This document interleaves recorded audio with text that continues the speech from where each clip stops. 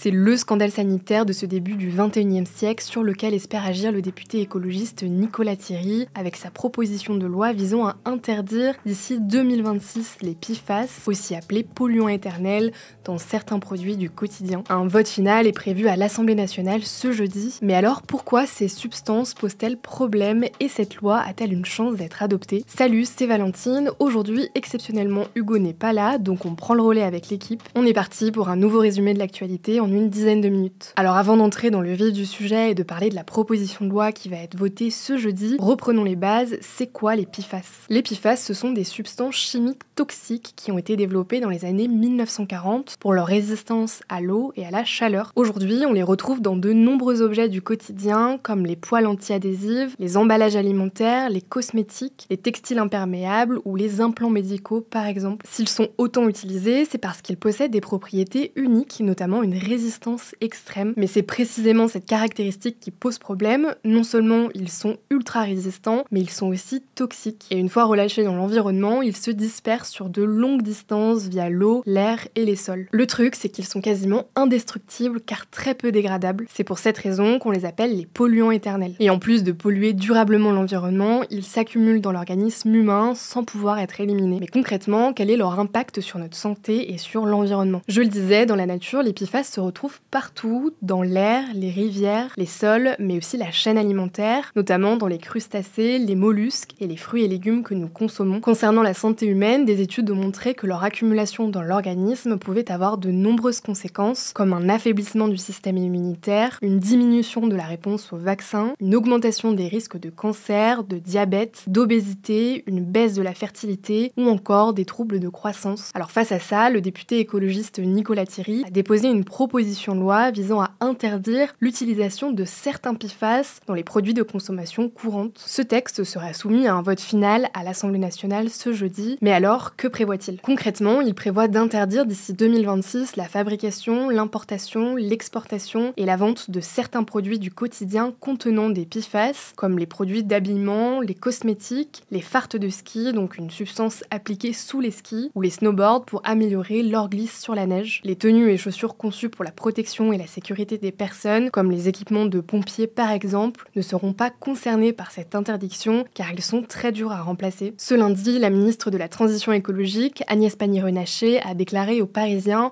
que le gouvernement soutiendrait ce texte ce jeudi, qui a donc des chances d'être définitivement adopté. À noter que la proposition de loi initiale prévoyait d'inclure les ustensiles de cuisine et notamment les poêles adhésives parmi les produits interdits. Mais ils ne seront finalement pas concernés par cette interdiction. Le groupe SEB, qui détient notamment la marque Tefal qui utilise des PFAS pour produire des poêles anti-adhésives, ayant réussi à obtenir leur retrait du texte présenté. En dehors des interdictions de fabrication, d'importation et de vente de certains produits du quotidien contenant des PFAS, la proposition de loi prévoit aussi de rendre obligatoire le contrôle des PFAS dans l'eau potable en France. Si la loi est votée, les agences régionales de santé seront aussi obligées de communiquer les résultats de leurs analyses de l'eau une fois par an et de les rendre accessibles pour les citoyens. À noter qu'à partir du 1er janvier 2026, l'UE va imposer aux États membres de rechercher et mesurer la présence de 20 PFAS lors des contrôles de l'eau potable. L'objectif est donc de protéger la qualité de l'eau potable en limitant l'exposition à ces substances. Enfin, la ministre de la Transition écologique, Agnès Pannier-Runacher, a indiqué que pour financer la dépollution de l'eau, une nouvelle taxe sur les PFAS allait être mise en place. Elle servira à payer les systèmes de filtration pour purifier l'eau potable. Cette taxe ne concernera pas les particuliers, mais les industriels qui devront payer en fonction de la quantité de PFAS qu'ils rejettent, selon le principe du pollueur-payeur. Le prix de l'eau du robinet ne devrait donc pas être affecté pour les particuliers. En tout cas, si elle est adoptée, cette loi fera de la France l'un des pays les plus ambitieux en matière de réglementation des PFAS. On vous tiendra au courant, je vous laisse avec Lisa pour les actualités en bref. Merci Valentine et bonjour à tous. On commence avec cette actu. La Russie serait prête à s'engager dans un processus sérieux pour mettre fin à la guerre en Ukraine, près de 3 ans après l'invasion russe, selon le secrétaire d'État américain Marco Rubio. Cette déclaration fait suite à la réunion entre de hauts dirigeants russes et américains de ce mardi, à Riyad, la capitale de l'Arabie Saoudite. On en a parlé hier, cette réunion était particulièrement importante parce qu'elle est dans la continuité du rapprochement récent entre les États-Unis et la Russie. Elle s'est faite en l'absence des Européens et de l'Ukraine, ce qui a suscité des craintes quant à leur place dans les négociations. Concrètement, Marco Rubio a déclaré que les négociations devront permettre une fin permanente à la guerre, en ajoutant qu'il devra y avoir une discussion discussions sur les garanties de sécurité ainsi que sur les territoires. Ça concernera notamment les territoires à l'est de l'Ukraine, occupés aujourd'hui par l'armée russe, représentant environ 20% du territoire ukrainien et principal point de blocage pour d'éventuelles négociations. Les États-Unis et la Russie ont également convenu de désigner des équipes de haut niveau qui seront notamment chargées de commencer à travailler sur une issue du conflit en Ukraine dès que possible, selon le département d'État américain. Deuxième actu, 4 corps sans vie d'otages israéliens seront remis à Israël